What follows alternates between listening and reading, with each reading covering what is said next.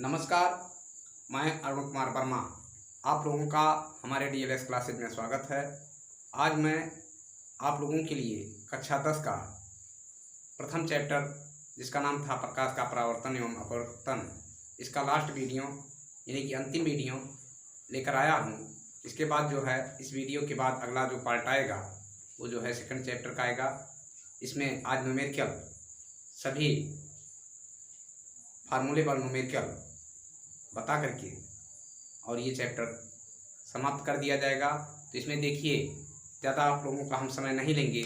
Board पर numerical लिखे हुए पहला क्वेश्चन लिखा गया है, उसका उत्तर हम देते हैं और किस प्रकार से उत्तर निकाला जाता है इसके बारे में हम आप लोगों को बताएंगे। तो देखिए, पहला क्वेश्चन लिखा गया है कि एक अवतल दर्पण जिसकी वक्रता त्रिज्या कितना दिया गया है, 40 सेंटीमीटर दिया गया है। एक अवतल दर्पण है जिसकी वक्रता त्रिज्या क्या है, 40 सेंटीमीटर है। तो इस दर्पण की फोकस दूरी ज्ञात कीजिए। तो हम लोग न्यूमेरिकल सॉल्व करते समय क्या ध्यान हम लोगों को देना चाहिए या आप लोगों को देना चाहिए कि क्या क्या दिया गया है क्वेश्चन में, क्या क्या पहले दिया गया है, उसके बाद क्या पूछ रहा है। तो इसमें दिया गया है वक्रता त्रिज्या। वक्रता त्रिज्या यानी कि आप लोगों को बताया गया है कि आर का मान होता है, यानी कि कोई दर्पण अगर है, ये जो है हो गया अवतल दर्पण।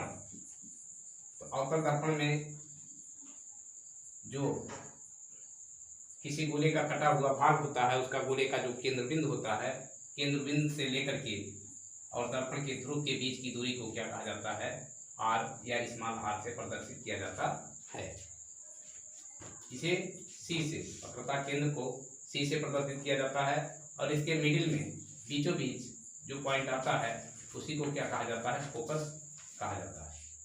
और फोकस से लेकर के पोल के बीच के, ध्रुव के बीच की दूरी को क्या कहा जाता है, फोकस दूरी एफ कहा जाता है। इतना आप लोगों को जानकारी होगा।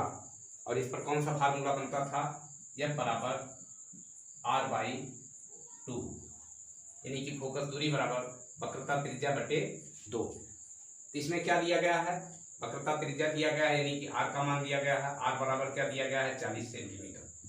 हमें वक्रता त्रिज्या बराबर क्या दिया गया है, 40 सेंटीमीटर। और हमसे पूछ रहा है फोकस दूरी ज्ञात कीजिए, यानी कि आर का मान हमसे फोकस दूरी यानी कि एफ का मान हमसे जो है पूछ रहा है कि आप एफ का मान बताइए।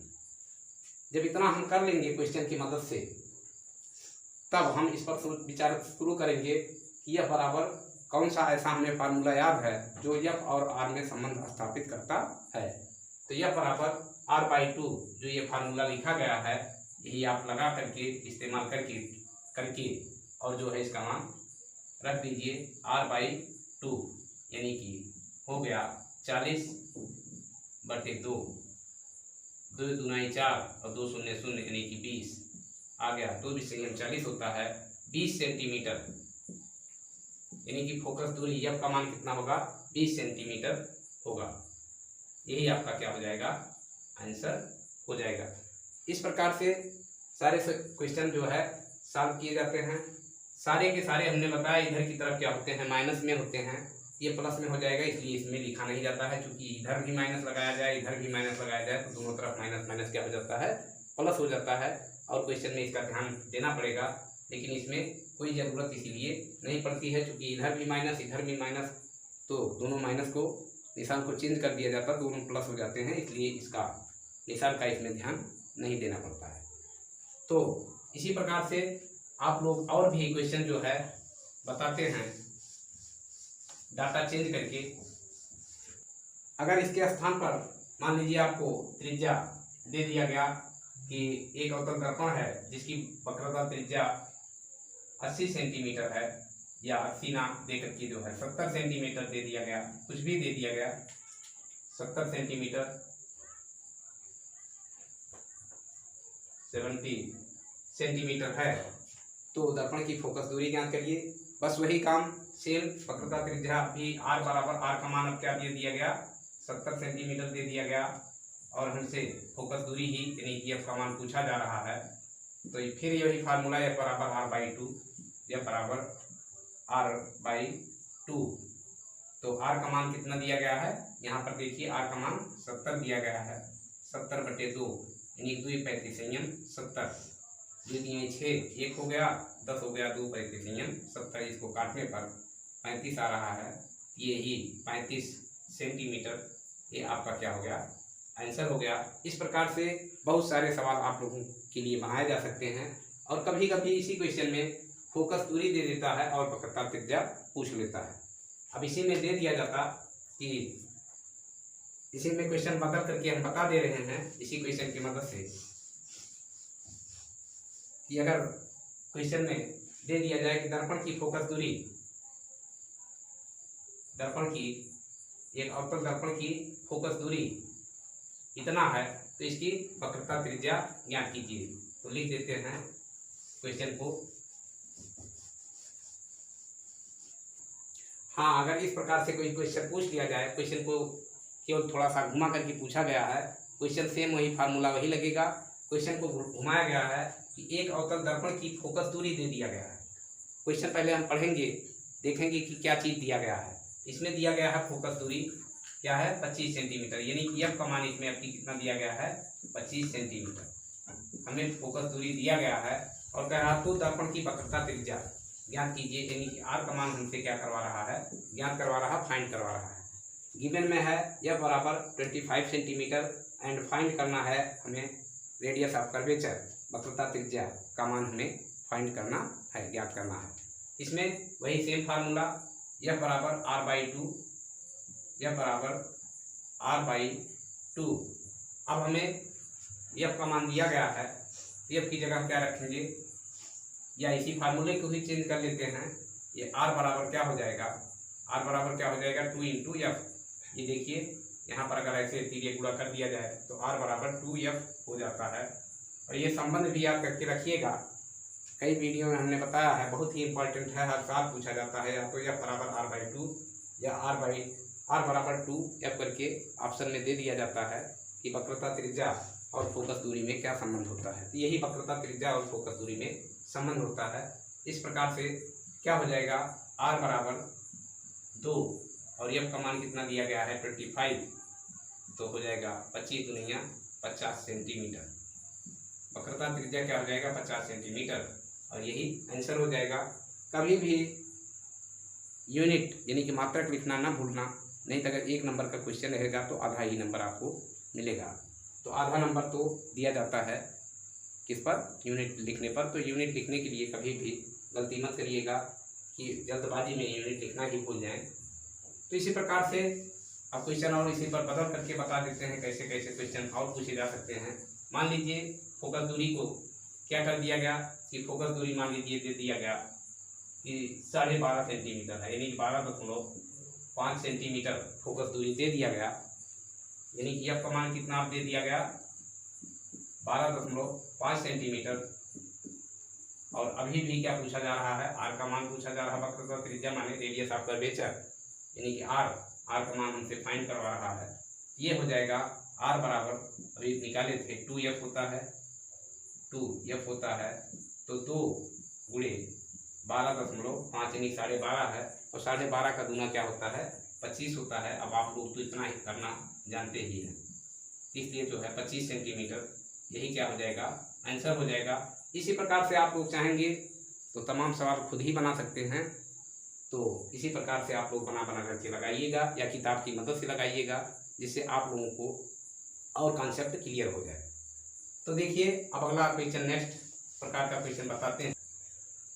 इसमें क्वेश्चन में दिया गया है कि एक अवतल दर्पण की वक्रता त्रिज्या 20 सेंटीमीटर है।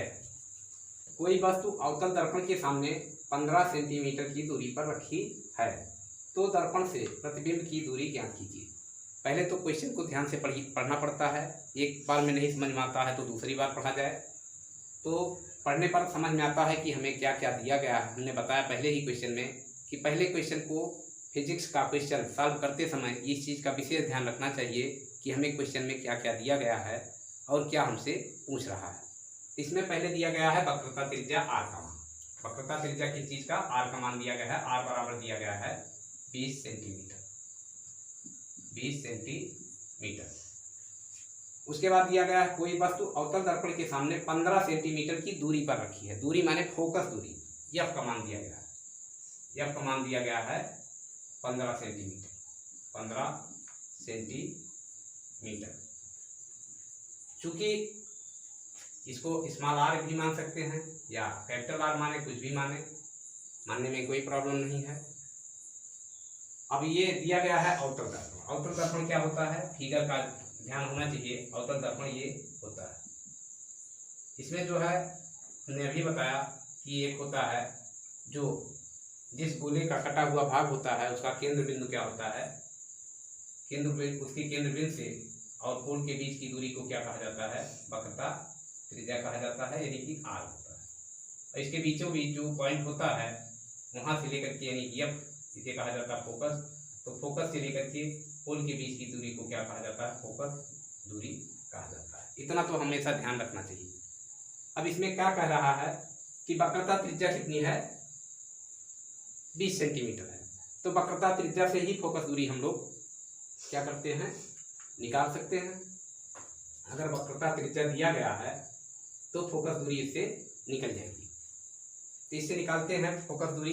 सॉरी, ये एफ का मान नहीं दिया गया है, इसको भी बताते हैं। पहले हम जो है एफ का मान इससे निकाल लेते हैं।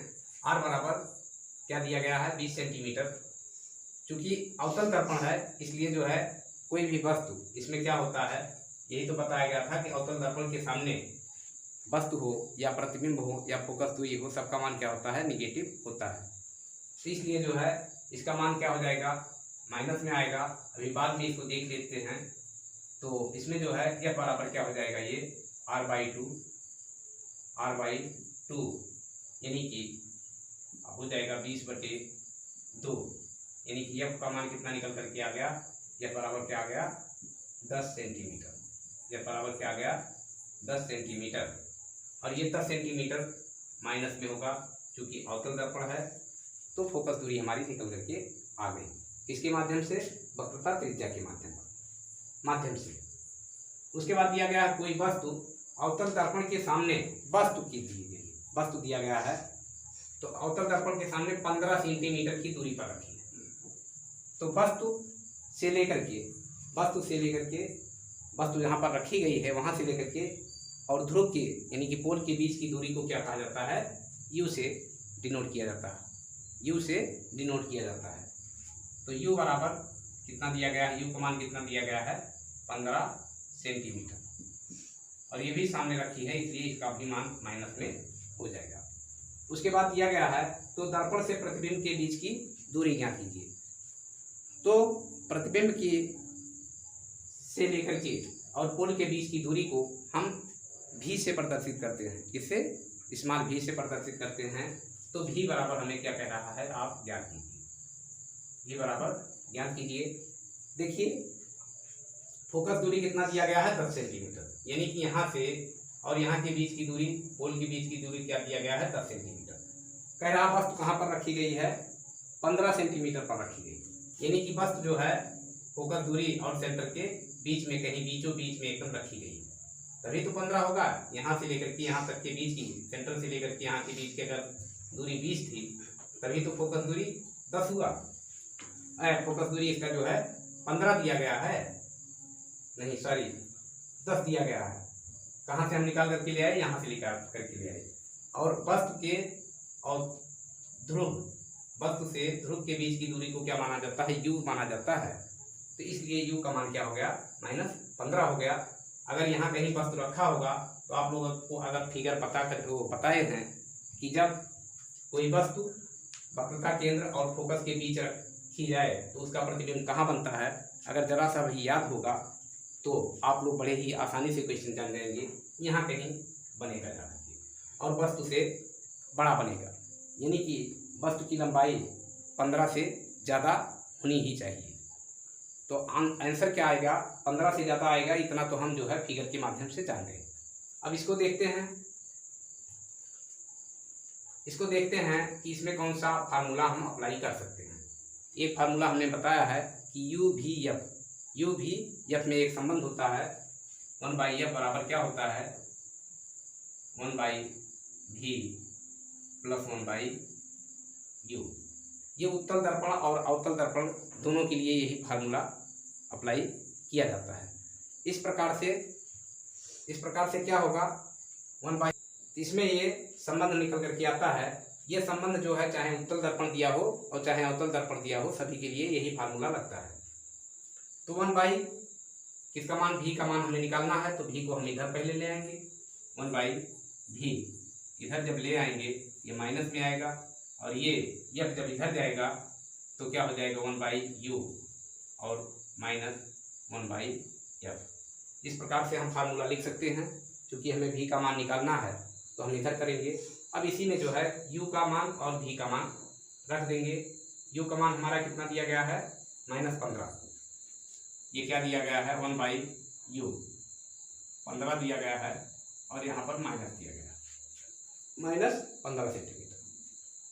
f का मान हमें दिया गया -10, माइनस यहाँ भी है माइनस यहाँ भी है, तो माइनस माइनस मिलकर के क्या हो जाएगा, प्लस हो जाएगा 1/10 हो जाएगा, 1/10 हो जाएगा। क्योंकि माइनस और माइनस का गुणा क्या होता है, प्लस होता है। तो यही हम डायरेक्टली लिख दिए। अब इसी को क्या करेंगे, सॉल्व कर लेंगे और आंसर हमें प्रतिबिंब का मान निकल करके चला आएगा। इधर देखते हैं, इधर जगह कम है, इधर देखते हैं। इसका क्या ले लेंगे, एलसीएम ले लेंगे, लघुत्तम समापवर्तक निकाल लेंगे। ये जो लघुत्तम समापवर्तक वही होता है जिससे दोनों संख्याएं, वो संख्या जिससे मतलब जो दोनों संख्याओं से कट जाए। इसका हो जाएगा 30, क्योंकि 15 से भी कट जाएगा और 10 से भी कट जाएगा, तो 30 हो गया। तो 15 दूनी 30 और 2 एकम 2, तो हो गया माइनस क्या आ गया, 2 आ गया, और यहाँ पर प्लस है तो प्लस लिखेंगे। 10 तिहाई 30 और 3 एकम 3, क्या आ गया आगे, माइनस और प्लस का जोड़ होता है। बड़ी संख्या में से छोटी संख्या को घटाते हैं और बड़ी संख्या के पहले का निशान लगाते हैं। यानी कि बड़ी संख्या 3 है तो 3 में से 2 गया तो घटेगा, तो ऐसे 1 हो गया, और 1 के पहले प्लस निशान है, लगाना जरूरी नहीं है, बटे 30 हो गया। और ये किस चीज़ का मान निकला है, -1/भी का मान निकला। किस चीज़ का मान निकला है, -1/भी का मान निकला है। तो इधर माइनस हमें लिखना जो है जरूरी नहीं है, इस माइनस को चेंज कर देते हैं, अंक की तरफ कर देते हैं। ये हो जाएगा 1/भी बराबर 1/30। इधर अगर माइनस है, अगर बदलना चाहेंगे तो इधर माइनस है, इसको प्लस करेंगे तो इधर जाकर के माइनस हो जाएगा। इस प्रकार से यही चीज़। अब भी का मान, इसको पक्षांतर कर लेंगे, 30 का गुणा 1 से करेंगे तो 30 हो जाएगा, और भी का गुणा -1 से करेंगे तो क्या हो जाएगा, भी बराबर क्या हो जाएगा, जब भी बराबर करेंगे तो ये एक है तो ये तो खत्म हो गया, तो भी बराबर -30 आ जाएगा, यही सेंटीमीटर। यही आपका क्या हो गया, आंसर हो गया। और हमने बताया था कि प्रतिबिंब कहीं यहाँ कहीं बनेगा आकर के, तो देखिए इससे ज़्यादा दूरी पर अगर आप लोगों को थियरी, अगर विधिवत आप लोगों ने सभी पार्ट को अगर क्रमवार देखा है तो इसको समझने में कोई भी प्रॉब्लम नहीं होगी। इसलिए हम मतलब विधिवत आप लोगों को पूरा विस्तृत बता रहे हैं, फिगर बना करके भी बता रहे हैं। तो समय तो थोड़ा ज़्यादा लग रहा है, लेकिन आप लोगों को हमें आशा है कि समझ में आ गया होगा। अब चलते हैं नेक्स्ट क्वेश्चन।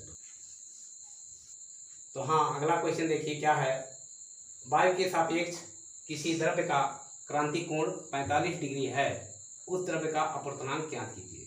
तो वायु के सापेक्ष किसी द्रव्य का क्रांति कोण यानी कि C का मान दिया गया है, C बराबर कितना दिया गया है, 45 डिग्री, और कह रहा है अपवर्तनांक ज्ञात कीजिए, यानी कि n का मान ज्ञात करने के लिए हमसे कह रहा है। अपवर्तनांक क्या होता है, n से डिराइव किया जाता है, मतलब डिनोट किया जाता है, और क्रांति कोण को C से प्रदर्शित किया जाता है। इसमें क्या संबंध होता है, हमने बताया है क्रांति कोण और अपवर्तनांक में संबंध आप लोगों को बताया है डेरिवेशन करके। तो निकला था n बराबर 1/sin C, यानी कि अपवर्तनांक बराबर 1/क्रांतिक कोण।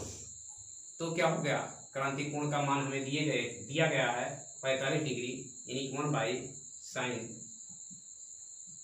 45। sin 45 का मान क्या होता है, 1/√2 होता है। 1/√2 होता है, तो 1/√2। √2 ऊपर चला जाएगा तो हो जाएगा n का मान √2। यही हमारा जो है अपूर्णांक हो गया। तो इस प्रकार से बहुत ही आसानी से ये सवाल सॉल्व हो जाता है। इसका आंसर क्या हो गया? अपूर्णांक का कोई भी मात्रक नहीं होता है, अपूर्णांक का कोई भी मात्रक नहीं होता है, इसलिए जो है यही √2 इसका क्या हो गया? आंसर हो गया। तो इसी प्रकार से और भी क्वेश्चन इस पर बन सकते हैं। मान लीजिए इसका मान दे दिया जाए 30 डिग्री, इस पर क्या दे दिया जाए कि अपूर्णांक का मान क्रांति कोण का मान 30 डिग्री है। तो इसी पर हम चेंज करके फिर क्या करेंगे, सवाल को जल्दी से सॉल्व करके दिखाते हैं कि इसका मान क्या दे दिया गया 30 डिग्री और हमें n का मान ज्ञात करना है। तो फार्मूला होता है n बराबर 1/sin c का मान, यानी कि c का मान दिया गया है, साइन तो साइन है और c का मान दिया गया है 30 डिग्री। तो साइन 30 डिग्री का मान आप लोगों को याद करके रखना पड़ेगा। क्या होता है 1/2 होता है, 2 ये ऊपर चला जाएगा तो n बराबर क्या हो जाएगा? तो यही हो जाएगा आंसर। इस प्रकार से किसी चीज़ का 45 डिग्री, 30 डिग्री, 60 डिग्री, 90 डिग्री कुछ भी दिया जाए तो आपको केवल साइन का मान याद होना चाहिए, बस उसको पुट करिए और क्वेश्चन